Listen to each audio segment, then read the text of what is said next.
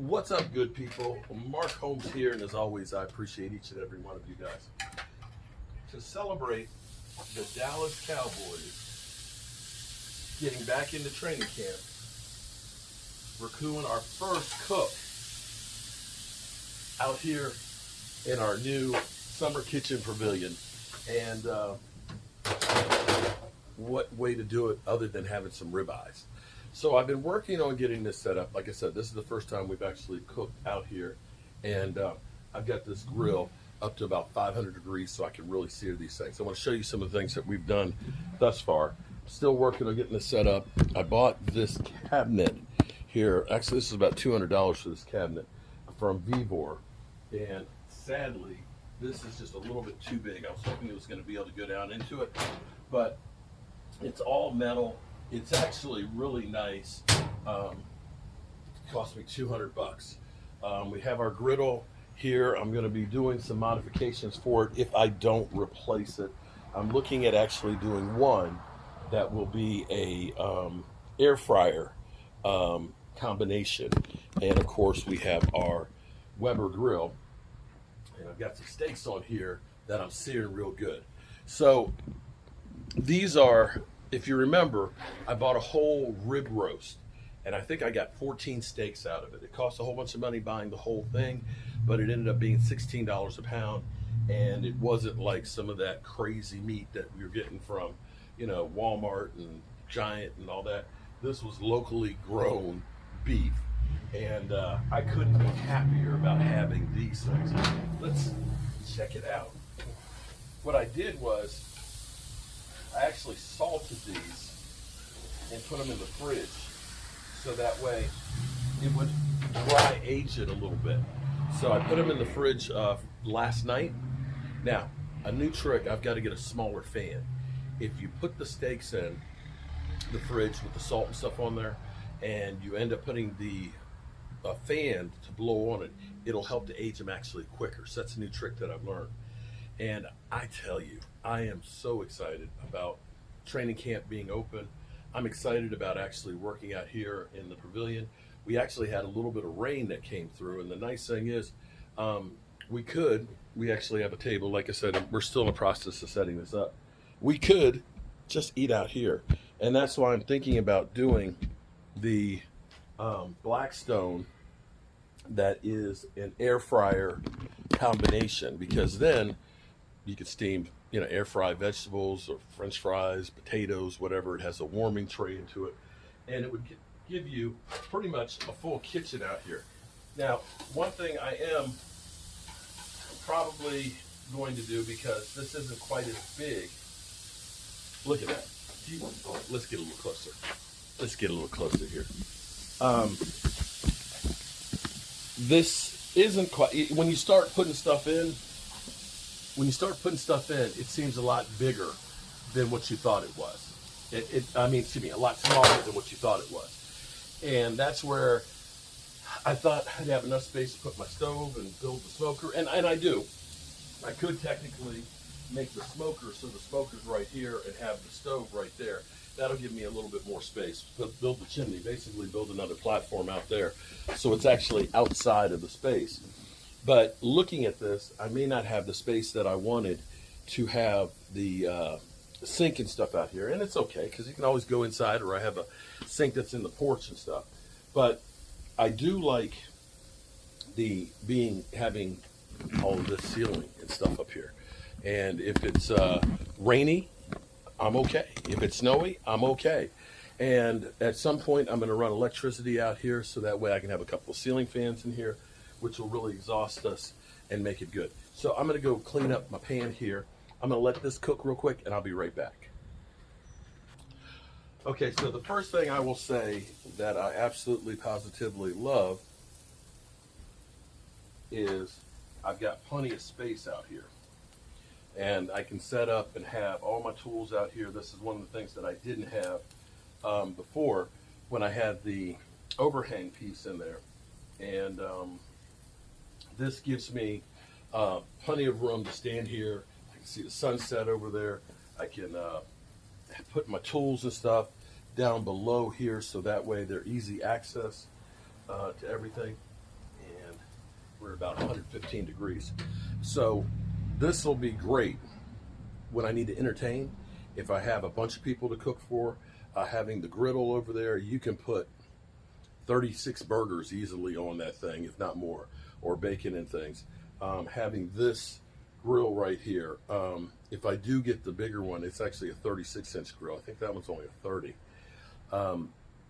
But to have the air fryers and the warming tray, and if I do set up the stove, the old-fashioned stove right here, I think in talking to you guys, it actually dawned on me that maybe is the thing to do, is put the stove right here on the end, and then build the chimney on the outside, in which case the chimney can go up.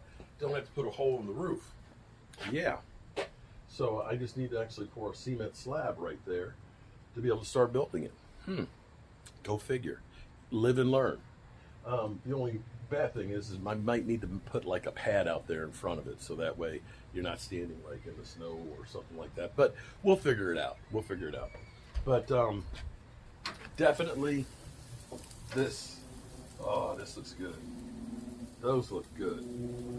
Get the temperature to about 128 and take these suckers off. Look at that.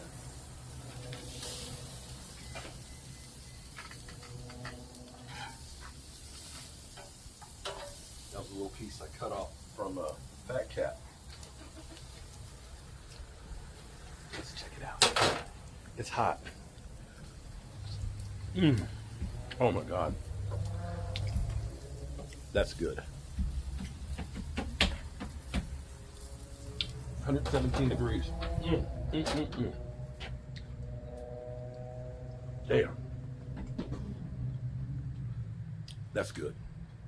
That's real good. So, the thing I've learned, and Tracy sent me a video, I think, from this gentleman who, it's funny, the truck is in, we were unloading dirt and stuff. It's funny because I had the truck is always over there from the other side. But he was talking about, he's like, if you think eating this donut is your problem, that's not the problem. It's when you put everything off. There's nothing wrong with having something that's bad from time to time. The problem is when you make it a lifestyle.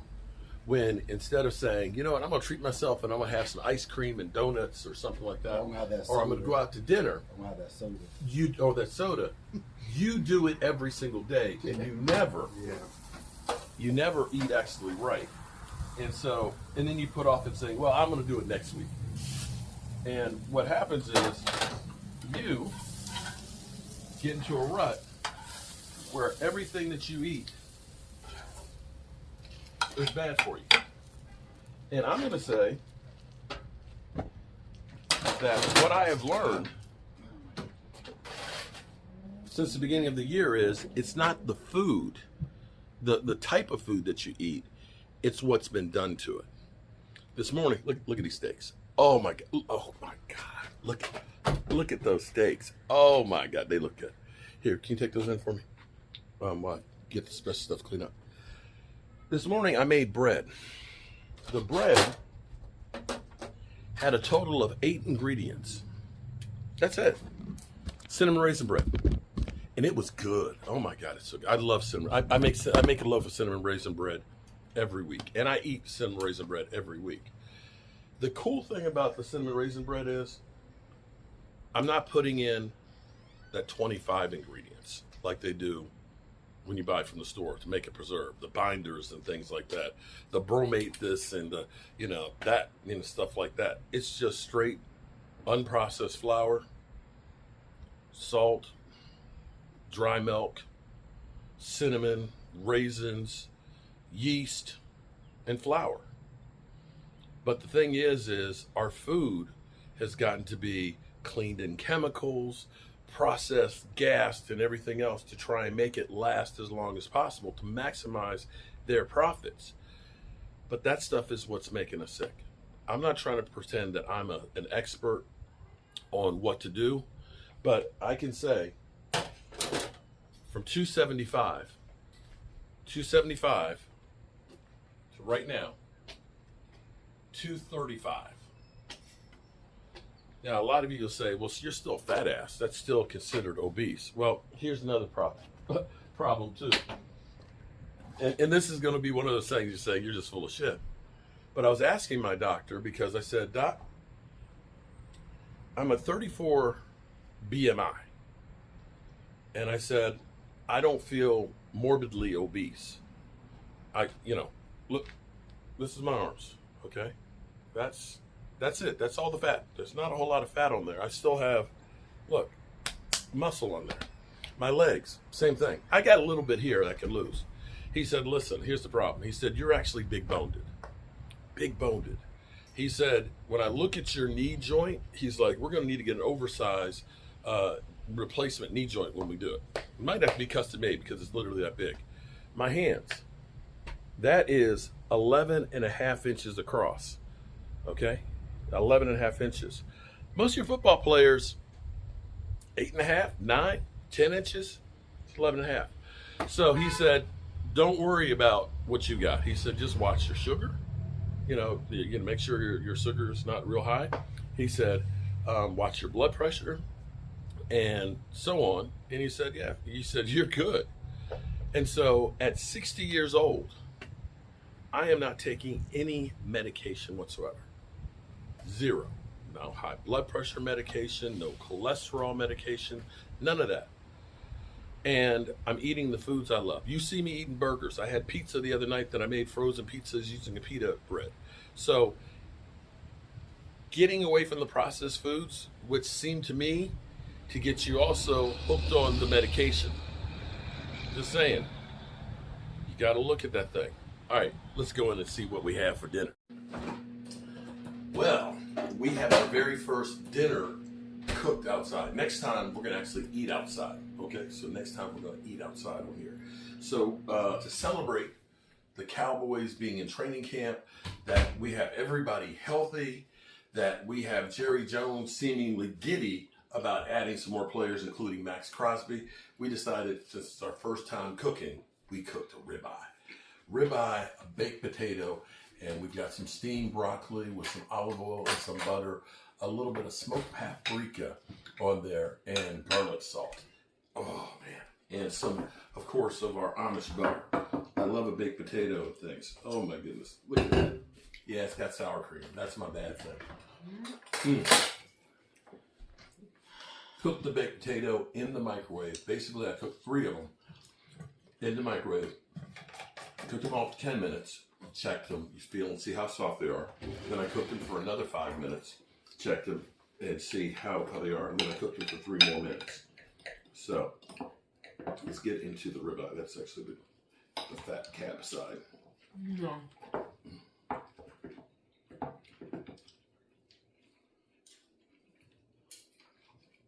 Ooh, boy. I should have put a bigger plate because the plate is too small to try and cut. This is maybe a little bit longer could have cooked because that's really rare. But I ain't mad at it.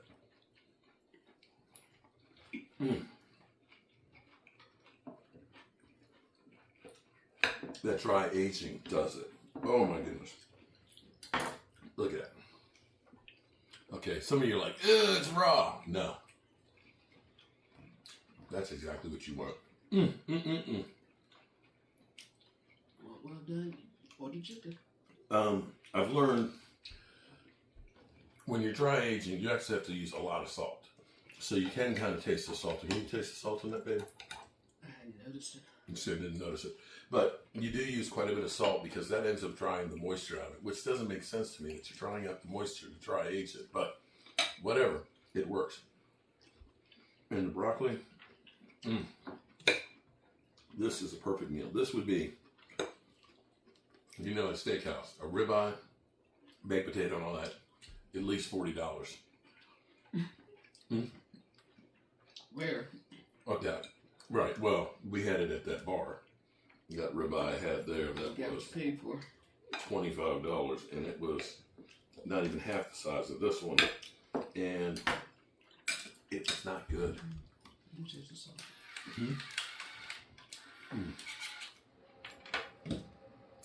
All right, people, we'll see you tomorrow. We answer the question, what's for dinner? figure out what we're going to cook out in the kitchen next time.